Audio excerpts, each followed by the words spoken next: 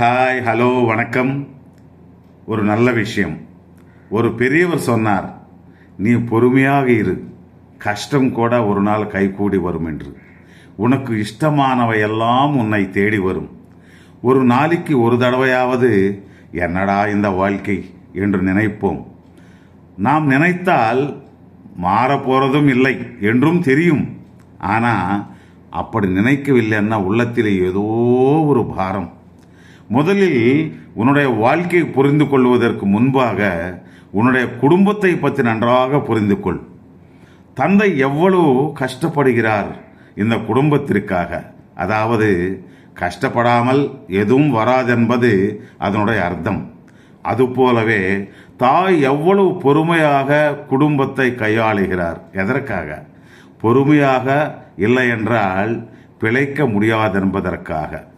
சின்ன குழந்தைகளை பார்த்து கற்றுக்கொள்ள வேண்டியது குறும்பு எவ்வளவு அழகாக இருக்கும் என்று. உன்னை விட பெரியவர்களிடம் பார்த்து தெரிந்து கொள்ள வேண்டியது கஷ்டம் நம்ம கிட்ட வரக்கூடாது என்பது. சம்பாதிப்பது என்பது செலவு செய்யும் அளவு சுலபம் அல்ல. இன்னைக்கு நம்மளை ரொம்ப கஞ்சன் என்று கேலி செய்யலாம். ஆனால் நாளை ஒரு கஷ்டம் வந்தால் நம்மை காப்பாற்றுவதற்கு ஒருவனு கூட முன்னுக்கு வரமாட்டான். அட்வைஸ் பண்ணி ஓடி விடுவான். நீ இருக்கிற பக்கம் திரும்பி கூட பார்க்க மாட்டான்.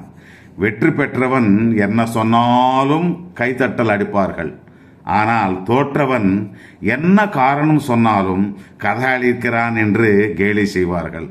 அதுதான் கரையில் இருப்பவனுக்கு வெள்ளத்தில் ஆற்றில் அடித்து செல்பவனுக்கு இருக்கிற வித்தியாசம். ஒரு விஷயம் நன்றாக கேள் நண்பா. பாக்கெட் நிறைய பணம் இருக்கும்போது உனக்கு உலகம் கண்ணுக்கே தெரியாது. அது காலி ஆகிவிட்டால் நீ உலகத்துக்கு தென்படவே மாட்டாய்.